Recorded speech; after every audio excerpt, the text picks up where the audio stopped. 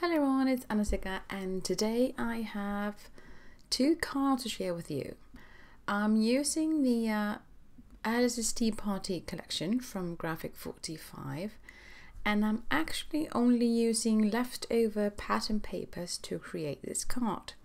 So I'm not cutting into any of the full 12 by 12 sheets that I haven't cut before. So I think that's quite good.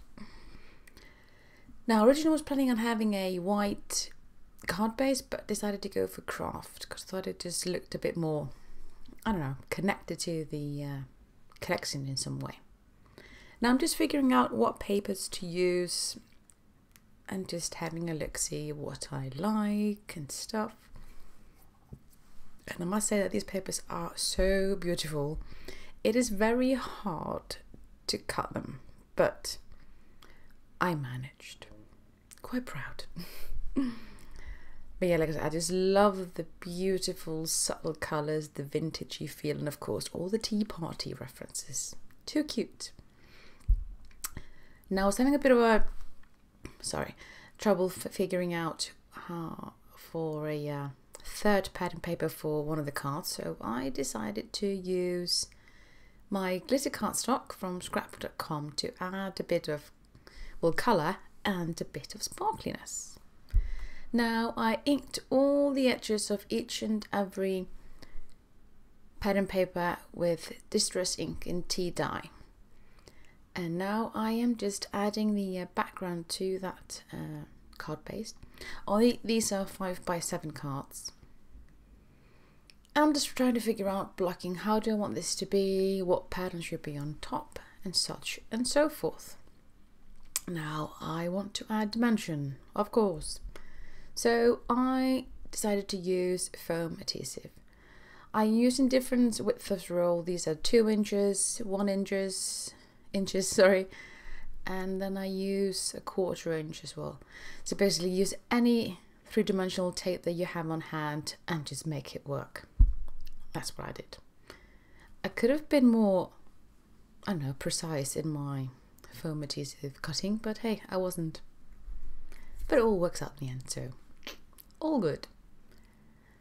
And now I'm just adding this. I want these to be layered and blocking in a kind of way because this is the background.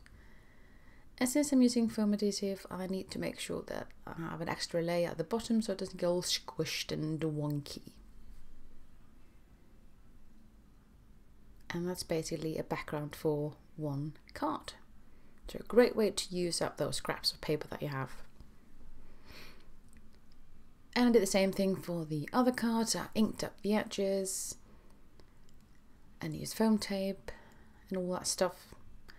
But I decided to stick this piece straight to the glitter cardstock.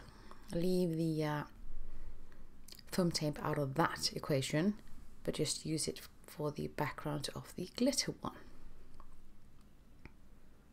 So an easy way to add dimension is by foam tape. I love that stuff. And I go through it quite quickly, which is why I have a grand stash. A must in my book. I basically like to adhere it to the background. And then I just need to figure out what I want as the focal point or the centerpiece for either card. So I decided to go for the chipboard for this one, and I'm just figuring out what to use, rummaging, do I want this or do I want that, but I ended up using chipboard for one card, and I cut a piece from one of the pattern papers as the focal point for another card.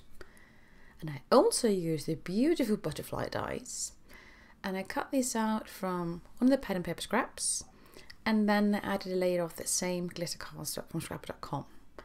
Now the reason I want to have a thicker card first and then the glitter on top is because that glitter paper is very thin. So I need to make it a bit more, I don't know, stable, I guess. So I backed it with a patterned paper. Now this gives just a hint of sparkliness. It is not like too much glitter in your face kind of way. It is a bit more subtle. And that is very much going with the theme of the pad and paper, I think. And I have in this bottle a Nuvo Deluxe adhesive. I just put it in a smaller bottle so that I can have a bit of a tiny, I guess a smaller tip, so that I can control it a wee better on smaller items. This one does get clogged quite a bit, so I may need to figure out another bottle that will, I don't know, do the part better. And I inked all the edges of the chipboard piece as well, because, well, everything is inked, so that has to be as well. And again, I use foam tape. Surprise! And I just love this piece. Oh, this is too pretty. But then I thought I needed something in the background as well. So I pick a doily, because that's what I use if I am finding things to be a bit more blah, or something is missing. A doily is a great answer. Now this one's very white, doesn't fit with the theme, so I just use the same distressed ink to make it look a bit more vintagey, worn, distressed, I guess.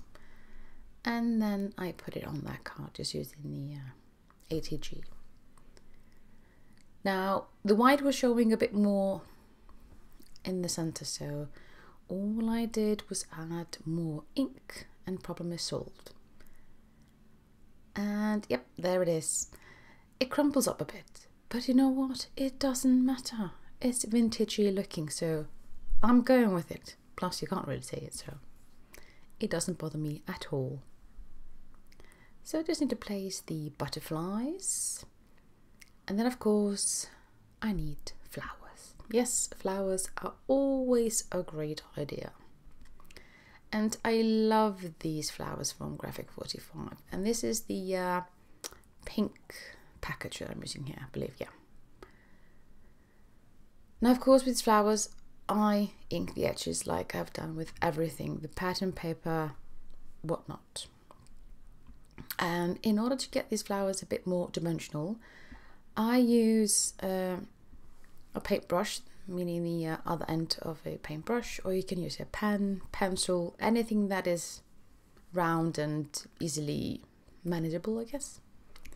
And I just curl up the edges of the flowers, and then I just use my fingers to punch near the middle, so these flowers will be a bit more raised, or petals, sorry. And then all I have to do is layer them using liquid adhesive, because that gives me quite a bit of time so I can maneuver stuff if I don't like it or I made a mistake or anything like that. So that is a very quick and easy flower making process, really. And again, I turn to my foam adhesive to add those flowers, to add a bit more oomph and layer. And I just use a liquid adhesive for the butterflies, because that way I get a bit more time to fiddle about.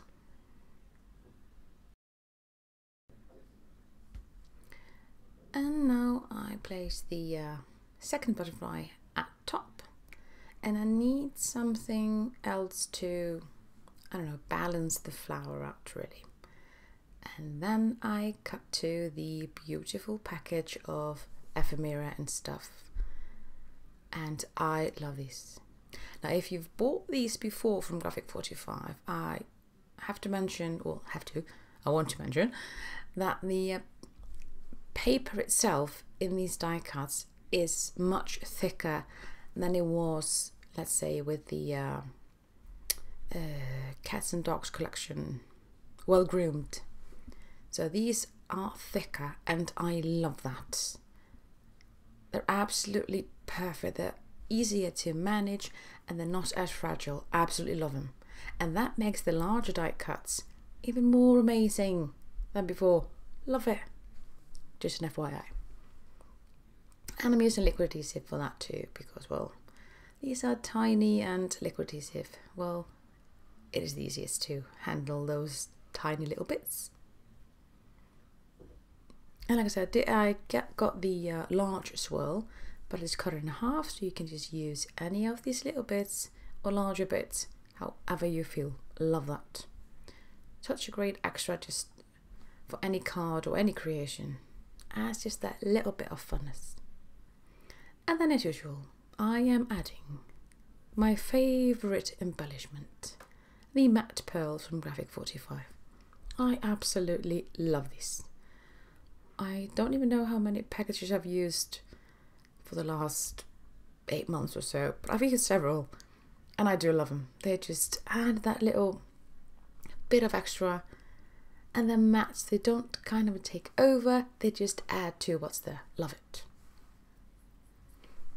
And now for my second card, I'm just basically doing the same. I'm adding a doily as a background, and for that centerpiece I had cut this 3x4 card out from one of the 12x12 cardstocks, or pattern paper, sorry, which I had already cut up, so I wasn't cutting into a new one, promise.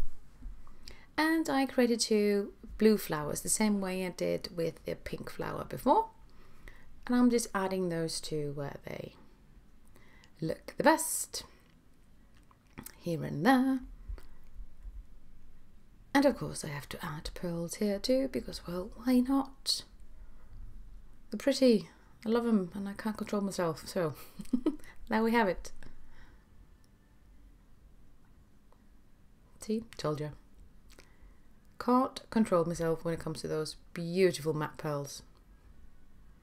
And there's no rhyme or reason when I put them. I'm just looking at it and putting them here and there and everywhere where I think they look pretty. Not so much a plan, just picking them up and let's see if this looks, yeah, this looks fine. Let's stick it down. And that is basically how I made these 2 cards. It's very fun to make, didn't take a long time at all. And it's a great way to use up all those little scraps that you have from a larger project. Because, well, all I at least end up forgetting those smaller pieces I have lying around. So it's a good reminder to use those leftovers.